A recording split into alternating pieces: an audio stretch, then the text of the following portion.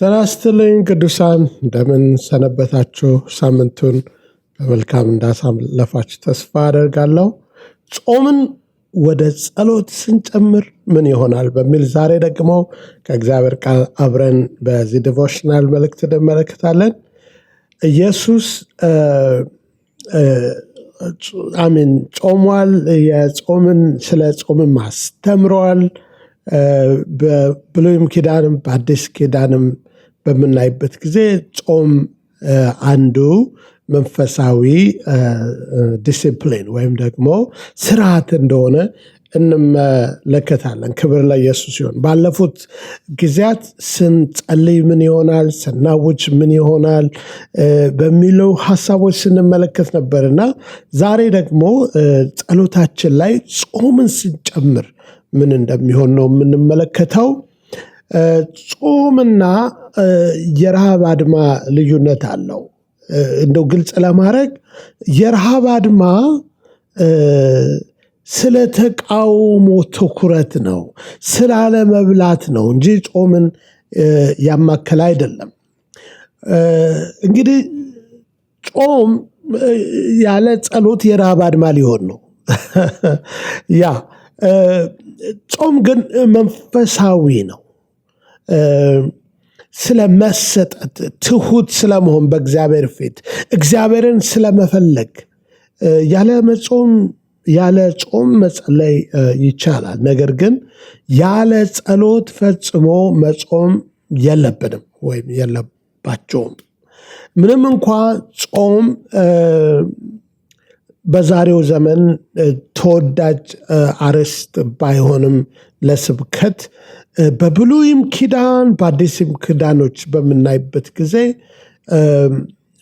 ጠንካራ የሆኑ የጾም ትምህርቶችን ወይም ደግሞ ስለ ጾም የተጠቀሱትን የጾምን ጥቅም ያወቁ ሰዎች ልምምዶችን እንመለከታለን። ወደ ብሉይ ኪዳን ስንሄድ መጽሐፍ ቅዱስ የጾም ምሳሌዎች ከሚሆኑን ሙሴን መመልከት እንችላለን።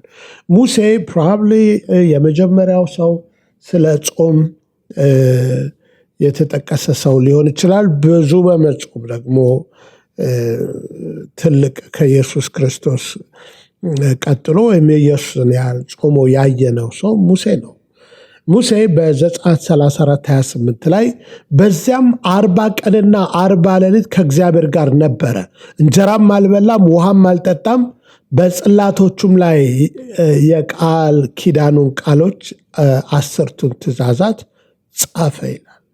ሙሴ 40 ቀንና 40 ሌሊት ሳይበላ ዛሬ እናንተ እንግዲህ ወደ 40 ቀንና 40 ሌሊት ሳትበሉ ጾሙ ለማለት ፈልጌ አይደለም።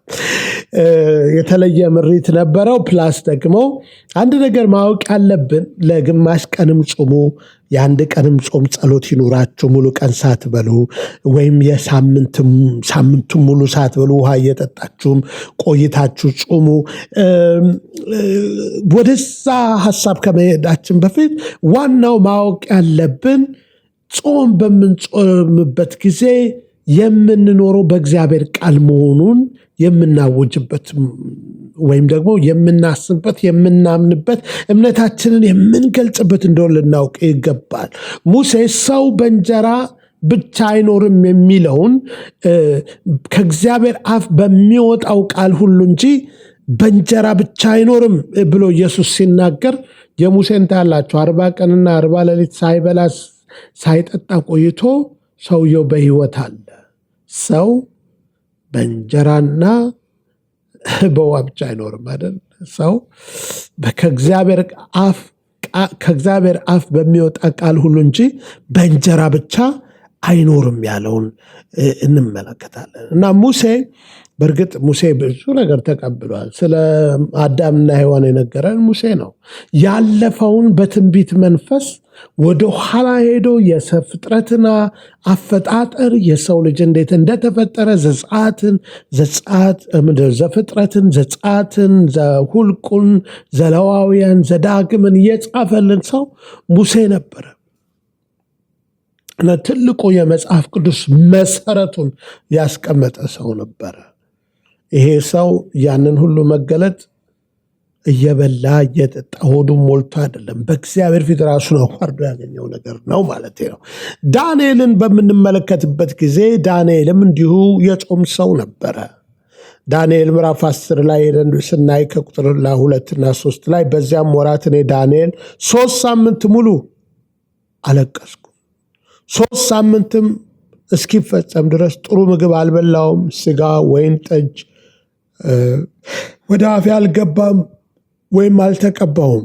ማለት በቃ በሩን ዘግቶ ሌላ ቦታ ጌታ ተቀባ ይላል፣ እዚህ ጋር አልተቀባውም ሲል ቤቱን ዘግቶ ማለፊያ የሆነ ነገር ሳይኖር ማንም ሰው ሳያየው በእግዚአብሔር ፊት ያሳለፈውን ጊዜ ነው የሚነግረን። በኋላም መልአክ መጥቶ ዳንኤል ሆይ አትፍራ፣ በቁጥር 12 ላይ ልብህን ታስተውል ዘንድ ራስን አምላክን ፊት አዋርደህ ካደረክበት ከመጀመሪያ ቀን ጀምሮ ቃልህ ተሰማ ነው። ጾም ራስን ማዋረድ ነው፣ ሀምብል ማድረግ ነው። ይሄ ማዋረድ የሚለው ዝቅ ማድረግ ነው። ራስን ዝቅ የሚደረግበት አንዱ መንገድ ነው እና በኋላ ዳንኤልም የሚያስገርም መገለጥ ይዞ የሄደ ነው። በኋላም ኢየሱስን በምናይበት ጊዜ በፈተናው ጊዜ 40 ቀንና 40 ሌሊት ጾሞ አሁኑኑ እንጀራ ገበያ ሄዶ እንጀራ ገዝቶ እስኪበላ እንኳን እንዳይቆይ ወይም የተጋገረለትን ከተማ ሄዶ ሳይበላ በምድረ በዳ ያለ አሁኑኑ ድንጋዩን ዳቦ አርገውና ብላ ሲለው አሜን ከተፈጥሮ ውጭ ሆነው ነው። ይችላል አይችልም፣ ግን ሰው አለው በእንጀራ ብቻ አይኖርም አለው። በቃ ይሄ ኃይለኛ የሆነውን መገለጥ ከእግዚአብሔር አፍ በሚወጣው ቃል ሁሉ እንጂ ኢየሱስ 40ውንም ቀን የጾመው በእግዚአብሔር ቃል ነው። ከዛም በኋላ የሚኖረው በእግዚአብሔር ቃል እንደሆነ ነገረው። በሐኪም ቃል አይደለም የምትኖሩት፣ ሐኪሙ ትሞታለህ ያለህን የእግዚአብሔር ቃል እንጂ የሚያኖርህ የሐኪሙ ቃል አይደለም። ናው ፈሪሳውያንም ኢየሱስን ስለ ጾም የጠየቁት ጊዜ ነበር። እንዴት ነው እሱ ያንተ ደቀ መዛሙርት ዝም ብለው በቃ እየሸረከዙ ይበላሉ፣ ለምንድን ነው የማይጾሙት ብለው ሲሉት ኢየሱስ ምን ብሎ መለሰላቸው? ስለ ጾም አንድ ነገር ተናገረ። በዚህ ዘመን ጾም አያስፈልግም ለሚሉ ሰዎች ጥሩ ምላሽ ይሆናል ብዬ አምናለሁ። ማቴዎስ 9:15 ኢየሱስም እንዲህ አላቸው፣ ሙሽራው ከነርሱ ጋር እስካለ ድረስ የሙሽራው ወዳጆች ሊያዝኑ ይችላሉን? ነገር ግን ሙሽራው ከነርሱ የሚወሰድበት ወራት ይመጣል፣ ከዚያም ይጾማሉ አላቸው። ሙሽራው ኢየሱስ ማለት ነው። የቤተ ክርስቲያን ሙሽሪት ቤተ ክርስቲያን ሙሽራ አብሯቸው ያሉ የዛኔ መጾም አያስፈልጋቸውም አለ። ለዚህ ነው በኋላ እንመጣበታለን አጋንንት ሊያስወጡ ሲሉ ይሄ በጾምና በጸሎት ካልሆነ አይወጣም አላቸው። እነሱ አይጾሙም የዛኔ። ኢየሱስም እንዲህ አላቸው ማቴዎስ 9:15 ሙሽራው ከእነርሱ ጋር እስካለ ድረስ ሙሽራው ወዳጆቹ ሊያዝኑ ይችላሉን? ይህንን በደንብ ይግባል። አሁን ሙሽራው ተወስዷል። የእሱን ዳግም ምጽአት በምንጠብቅበት በዚህ ኤራ ውስጥ በዚህ ጊዜያት ውስጥ መጾም አስፈላጊ እንደሆነ እንረዳለን ማለት ነው። በማቴዎስ 6:16-18 ጌታም ሲናገር ስትጦሙ አለ። የምንጾምበት ጊዜ ስለሚመጣ ነግሯቸዋል። ሙሽራው ሲወሰድ እንደሚጦሙ ያውቃል። ስትጾሙ እንደ ግብዞቹ አትሁኑ አላቸው። የዛን ጊዜ ጾሙ አይደለም ያላቸው፣ የዛኔ ሊጾሙ ያስፈልጋቸውም ብሏል። ግን እሱ ከተወሰደ በኋላ ስለ ወደፊቱ ሲነግራቸው ወይም እኛንም ሲናገር እኛንም ጨምሮ ያዘዝኳችሁን ሁሉ ያስተማራችኋቸው ስላለ ስትጦሙ እንደ ግብዞቹ አትሁኑ፣ ፊታቸውን ያጠፋሉና ለሰዎች እንደ ጦመኛ ሊታዩ ፊታቸውን ያጠፋሉና እውነት እላችኋለሁ ዋጋቸውን ተቀብለዋል። ድሮውንም እንዲባሉ ነበር፣ ጾመኛ ቅዱስ እንዲባሉ ነበረ። ያንን አድርገዋል። ከሰዎች የሚለውን ነገር ያ ነው ዋጋቸው አለ። እናንተ ግን ስትጦሙ አለ ራስህን ተቀባ፣ ፊትህንም ታጠብ፣ በስውር ላለው አባታችሁ እንጂ ለሰው እንደ ጾመኛ እንዳትታዩ፣ በስውር የማያባትህም በግልጥ ይከፍልሃል። ጾም የእናንተ መንፈሳዊነት ጡንቻ የምታሳዩበት እየዞራችሁ ጦመኛው እንድትባሉ አይደለም። አባት እንዳያችሁ በስውር ማንም ሰው አላየም፣ እሱ ግን አይቷል።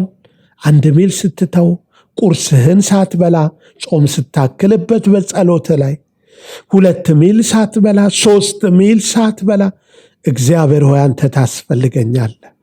ከምግቡና ከእንጀራው በላይ ዋላ ወደ ውሃ ምንጭ እንደምትናፍቅ ነፍሴ እንዲሁ አንተን ናፈቀች እንዳለ እንደ ዳዊት ያንተን ናፍቆት ብለህ እሻሃለው ብለህ በሱ ፊት ስትቀርብ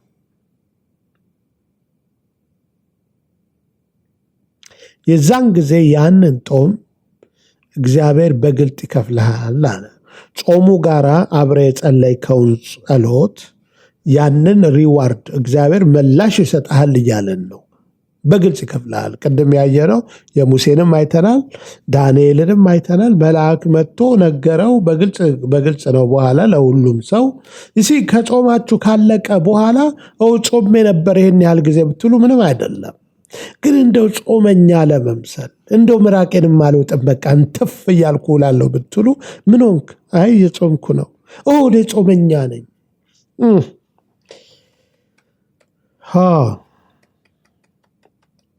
ስለዚህ ጾም የሚሰራው ነገር አለ፣ የማይሰራው ነገር አለ። ማወቅ ያለብን ነገር ጾም እግዚአብሔርን የበለጠ ኃይለኛ አያደርገውም። ይሄን እንዲገባን ያስፈልጋል። እርሱ አስቀድሞ ሁሉን ቻይ ኃይለኛ ነው። ብንጾምም ባንጾምም ጾም ለጤና ወይም ራስን ለማጽደቅ የሚደረግም አይደለም። በጾም ጤነኛ ሆናለሁ ብላችሁ እንዳታስቡ። አሚን አሉ ለሄልዝ ሪዝን የሚጾሙ ሰዎች ዲቶክሲፋይ እናርግ ሰውነታችንም ብለው ጾም አትበሉታ። እሱን ሌላ ነገር ሌላ ስም ሰታችሁ ታርጉ፣ ዲቶክሲፊኬሽን ብላችሁ። ጾም ግን መንፈሳዊ ዲሲፕሊን ነው፣ መንፈሳዊ ስርዓት ነው። ጥቅም ሊኖረው ይችላል። በተዘዋዋሪ ሆኖ ሲመጣ ምንም አይደለም። ጥቅሙም ከሆነ ግን ለዛ ፐርፐዝ ልናደርገው አይገባም። መንፈሳዊ ጉዳዮች ላይ የምንጠቀምበት መሳሪያ ነው። ይህንን ማወቅ አለብን። ፕላስ ጽድቃችን በኋላ ምንመጣበታለን። በቃ እንደው ለመጽደቅም ወይም ለመመጻደቅም ብለን በጾም እንደሌለብን ልናውቅ ይገባል። የጾም 3 መንፈሳዊ ጥቅሞችን ልንገራችሁ። ጾም የትህትና ተግባር ነው። እግዚአብሔር ሆይ ከምግብ የበለጠ ፈልግሃለሁ የምንልበት መንገድ ነው። በአንተ ቃል ከአንተ አፍ በሚወጣው ቃል እንጂ የኔ ኑሮ የኔ ህይወት በእንጀራ አይደለም የምንልበት ቃል ያስፈልገኛል ብለን በቃ ከእግዚአብሔር ልንሰማ ስንፈልግ ወደ እርሱ የምንመጣበት አንዱ በጸሎታችን የምንጠቀምበት መሳሪያ ነው። መዝሙር 35:13 ላይ ራሴን በጾም አዋረድኩ ይላል። ያዋረድኩ የሚለው ዝቅ አረኩ፣ ሀምብል አረኩ ማለት ነው። ሐዋርያው ጳውሎስ ስለ አንዳንድ መጾም የሚባለውን ነገር ጨርሶ ህይወታቸው ላይ የሌለውን ሰዎች ሲናገር የእነዚህ ሰዎች መጨረሻቸው ጥፋት ነው፣ ሆዳቸው አምላካቸው ነው፣ ክብራቸው በነውራቸው ነው፣ ሐሳባቸውም ምድራዊ ነገርን ያስባሉ አለ። ሐሳባቸው ምድራዊ ነው አለ። ጾም ስንልና ስንጸልይ ሐሳባችን ሰማያዊ የሆነ ነው። ክብር ለኢየሱስ ይሁን።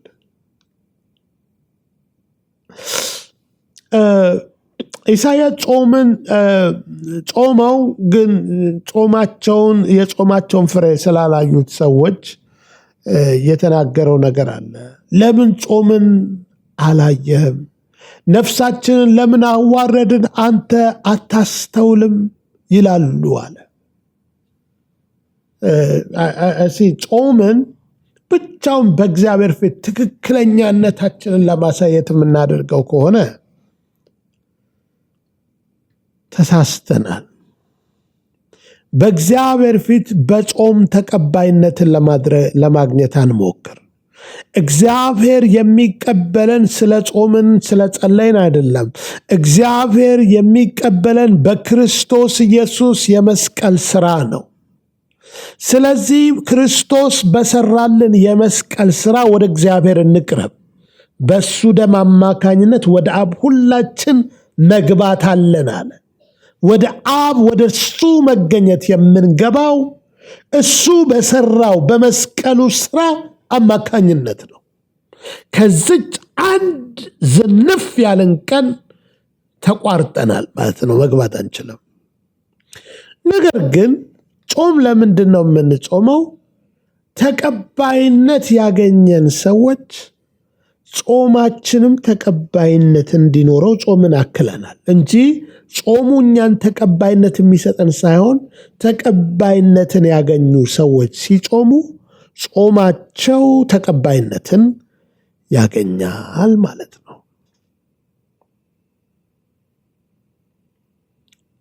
ስለዚህ ጾም ብቻውን ትክክለኛ በእግዚአብሔር ፊት አያረገንም ማለት ነው።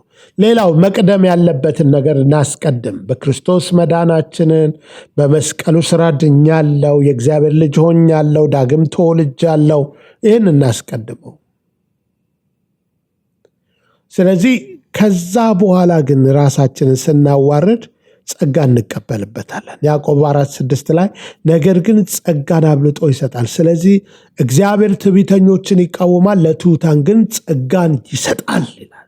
ትሑት ይሄ ሃምብል ጾም አንዱ ራሳችንን ሃምብል የምናደርግበት መንገድ ነው ብያለሁ። ሃምብል ስናደርግ ጸጋን እንካፈላለን። ጸጋን ይሰጠናል እግዚአብሔር ጸጋን። ስለዛ ቃል በዛ ቃል ውስጥ ያለውን ምስጢር የምንረዳበትን ጸጋ ይሰጠናል። ሁለተኛው ጾም መንፈሳዊ መሳሪያ ነው። ጸሎት ብቻውን መፍትሄ የማይሰጠን ባልመሰለን ጊዜ ጾምን ብናክል ቁልፍ ሊሆን ይችላል። ለዚህ ነው ያንን ልጇ አጋንንት ያደረበትን ልጅ ይዘው መጥቶ ማስወጣት አልችል። እኛ ለምንድን ነው ያላስወጣነው ጌታ ሆይ ብለው ሲጠይቁት፣ ነገር ግን ይህ አይነቱ ከጸሎትና ከጾም በቀር አይወጣም ባላቸው። ጾም ሲጨመርበት ጨለማውን የመግፋት ጉልበት አለው እያላቸው ነው። የዛን እነሱ አይጾሙም መብላት ነው ብያቸዋለሁ ቅድም። ነገር ግን ወደፊት ሲጾሙ እንዴት መጾም እንዳለባቸው አስተምሯቸዋል። ስለዚህ ኢየሱስ ያንን ሰው ያን ልጁን ከአጋንንት ነፃ አውጥቶ በኋላ ሲጠይቁት ነው። አንዳንድ ጊዜ ይሄ መንፈሳዊ ውጊያውን ሰይጣን በመጀመሪያ በትዕቢቱ ነው የተጣለው። ስለዚህ ልክ እናንተ ስትጾሙ ራሳችሁን ትሑት ስታደርጉ እየተቃወማችሁት ነው። እሺ አንድ ሰው ሲጠላችሁ ስታፈቅሩት፣ የሚጠሏችሁን ውደዱ፣ የሚረግማችሁን መርቁ፣ ለሚያሳድዷችሁ ጸልዩ የሚለው ተቃራኒ በቃ መሳሪያ ይዛችሁ ነው የመጣችሁት። በፍቅር ስትወጉት ጥላቻን ታሸንፉታላችሁ። ልክ ሰይጣንም በትዕቢት አይደለም፣ ልክ እናንተ ራሳችሁ ስታዋሩ መቋቋም የማይችለው ነገር ነው። እየገፋችሁት ነው ክፉን። ጾም በሁኔታዎችና በስጋዊ ፍላጎቶች ላይ የዲያብሎስን ቁጥጥር ይቃወመዋል። በቃ ቁጥጥር እንዳይኖረው you break that power። ስለዚህ ለእግዚአብሔር ተገዙ፣ ዲያብሎስን ተቃወሙት፣ እሱም ከእናንተ ይሸሻል ይላል ያዕቆብ 4:7። እግዚአብሔር አይደለም የሚቃወም፣ እናንተ ተቃወሙት አለን። እንዴት ነው የምንቃወመው? አንዱ መቃወሚያ መንገድ ሁሉም አላልኩም፣ አንዱ በመጾም ነው። ስንጾምና ስንጸልይ ራሳችንን እያዋረድን ስለሆነ በነገሮቻችን ላይ የሆነ ኢቪል ኢንፍሉዌንስ እንዳለ ከተሰማን ጾምን ካከልንበት ያ የጠላት ስራ ይፈርሳል እያለን ነው።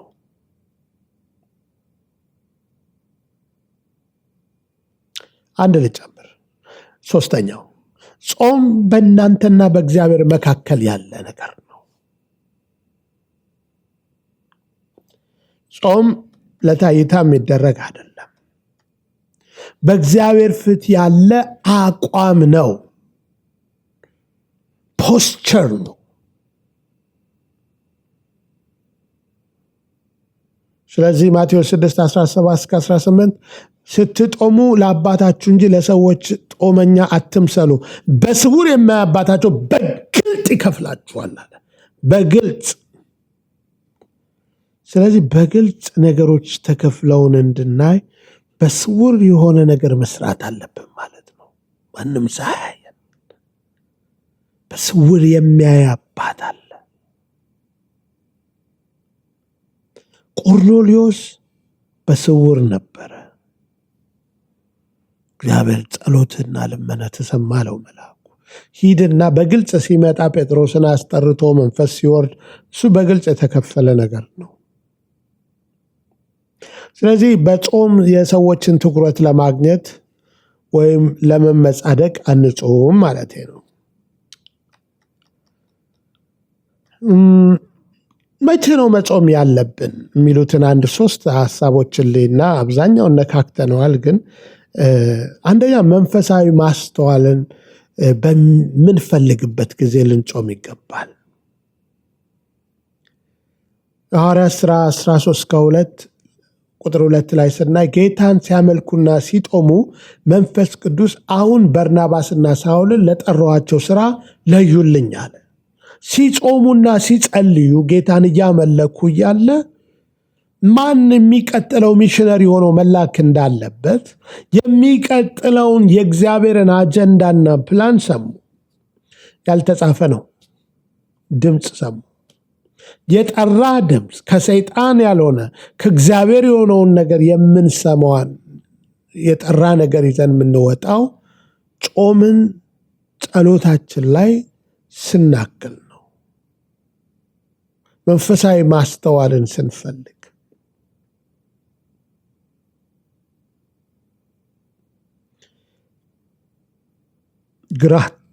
ግራ በገባን ጊዜ፣ ልባችን በራደ ጊዜ፣ በደከመን ጊዜ፣ በቃ ሁሉ ነገር አጉረምርም በሚላችሁ ጊዜ ጾምን አክሉበት ጸሎታችሁ ላይ። ከዛ በምስጋና ቀልጣችሁ ነው የምትወጡት። በቃ በጣም በቃ በድፍረት ተሞልታችሁ ትወጣላችሁ። ሁለተኛው የአጋንንት ተቃውሞ ሲያጋጥማችሁ በቃ የሆነ ኢቭል እንዳለ ሴንስ ስታደርጉት፣ በጤና ይሁን በቤተሰብ ይሁን በፋይናንሳችን ይሁን በየትኛውም የኑሮ አቅጣጫችን ላይ ሁሉ ሊሆን ይችላል። ዳንኤል በዛ በግዞት ሆነው በባቢሎን ሆነው ሲጾምና ሲጸልይ በሰማይ መንፈሳዊ ውጊያ ተደረገ ይለናል። የፋርስ መንግስት አለቃ ግን 21 ቀን ተቋቋመኝ አለ ገብርኤል ሲመጣ በዳንኤል ጾም ጊዜ። ኃይለኛ መንፈሳዊ ውጊያ ነበር እዛ። ስለዚህ ዳንኤልን ምን አለው?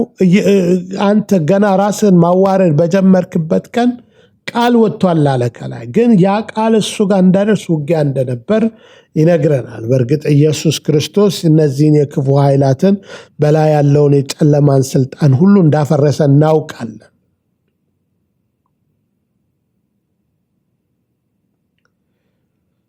አንድ ልጨምርና ጨርሳለሁ። በእግዚአብሔር ላይ እንደገና ማተኮር ሲያስፈልግ ጾም ጫጫታውን ጸጥ ያደርጋል። የስጋን ጩኸት ዝም ያሰኛል። የእግዚአብሔርን ድምፅ እንድንሰማ ይረዳናል። በተለይም ህይወት ምስቅልቅል ያለ ሲመስለን፣ ሲከብደን፣ ልባችን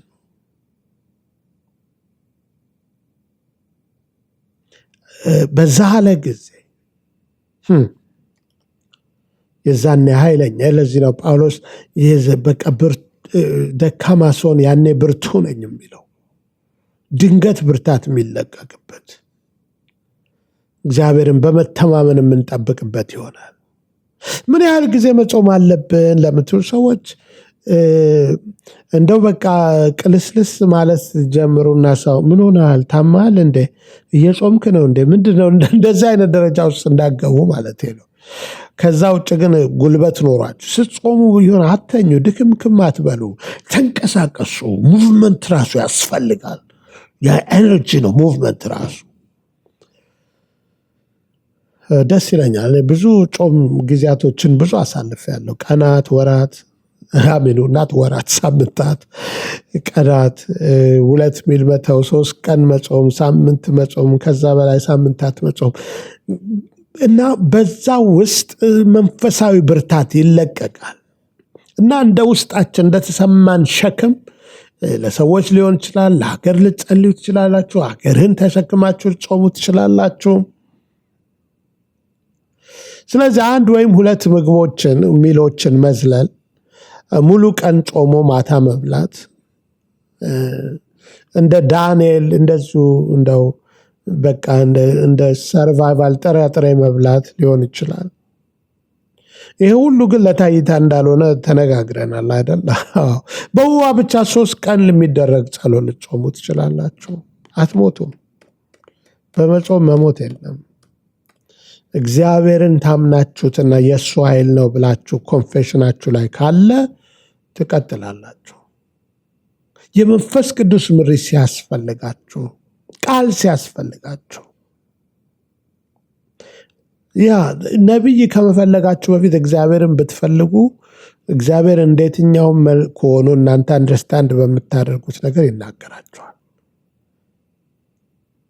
ስለዚህ ከመጾማችን በፊት በመጀመሪያ ማድረግ ያለብን በእግዚአብሔር ፊት ትክክል ነው ማድረግ ያለብን። ራሳችንን አክሰፕትድ መሆን አለብን። ተቀባይነት።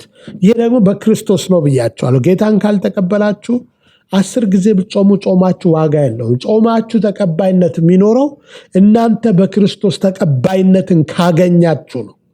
ኦድኛለሁ፣ ዳግም ተወልጃለሁ፣ እግዚአብሔር ልጅ ሆኛለሁ፣ ክርስቶስ በሰራው ስራ ጸድቅ ያለው ብላችሁ ስታርፉ የዛኔ ነው በእግዚአብሔር ዘንድ ተቀባይነት ያገኛችሁት፣ በልጁ ስራ ወደ አብ መቅረብ ያገኛችሁት። ከዛ ጾማችሁም ተቀባይነት ያገኛል፣ ጸሎታችሁም እንደዛው።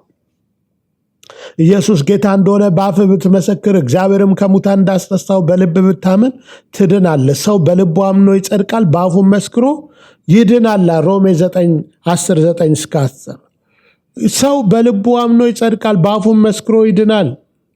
ጾሙ አይደለም የሚለው፣ በጾም አይደለም የሚድነው ሰው፣ በክርስቶስ ስራ ነው። ስለዚህ ተቀባይነትና የዳነ ሰው ሲጾም ጾሙም ተቀባይነት አለው።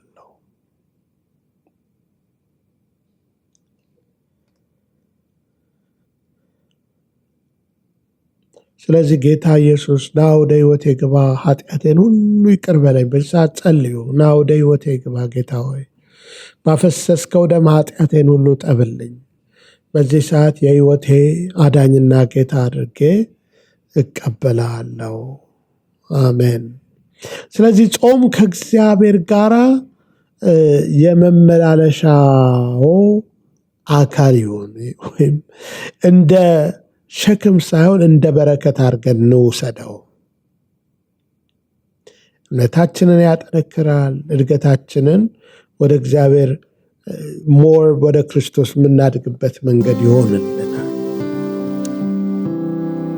ጌታ ሆይ እናመሰግንሃለን ስለዚህ ቃል። ይህንን ቃልህን የሰሙትን እህቶችን ወንድሞችን ሁሉ በጾም ውስጥ ያለው በረከትህ ያገኛቸው ዘንድ ጸልያለሁ። ሲጾሙ ያንተ ጸጋ ይለቀቅላቸው። በእምነት እንዲጾሙ አንተንና ኃይልህን እንዲደገፉ በጾማቸው በኢየሱስ ስም እኔ ጸልያለሁ። በዚህ ሰዓት ምሪት ለሚያስፈልጋቸው የአንተ የጠራ ድምፅ ይመጣላቸው ዘንድ በኢየሱስ ስም ጸልያለሁ። ማንኛውም የጠላት ተጽዕኖ፣ የበሽታ ጉልበት፣ የክፉ አሰራር በኢየሱስ ክርስቶስ ስም ከሕይወታቸው የተገፋ ይሁን። እግዚአብሔር የሰላም አምላክ ሆይ ሳምንቱ ደግሞ ይህን ዕለት እያሰቡ ሲሄዱ መቼ መጾም እንዳለባቸው በመንፈስ ቅዱስ እንድትመራቸው፣ በጾሙም ጊዜ ምላሽ ካንተ ዘንድ ያገኙ ዘንድ በኢየሱስ ክርስቶስ ስም ጸልያለሁ። ከምግብ መለየት እንጂ ምግብን ከምግብ መለየት ጾም እንዳልሆነ መረዳትን ስጣቸው። ክብርን ሁሉ ለአንተ እንሰጥሃለን። ስለ ቃልህ ተባረክ። ቤተሰባቸውን፣ ልጆቻቸውን፣ ስራቸውን ሁሉ እንድትባርክ ጸልያለሁ በኢየሱስ ስም አሜን። እግዚአብሔር ይባርካችሁ። በመልእክቱ ከተባረካችሁ ላይክ ማድረግን አትርሱ። ሰብስክራይብ ደግሞ ካረጋችሁ የሚቀጥለውን ዲቮሽናል መልእክት ማግኘት ትችላላችሁ። ይህንን አገልግሎት ስለምትደግፉ በገንዘባችሁ በጸሎታችሁ ላመሰግናችሁ ወዳለው በመቀጠል ታደርጉት ዘንድ አበረታታችኋለሁ። መልካም ሳምንት። ደህና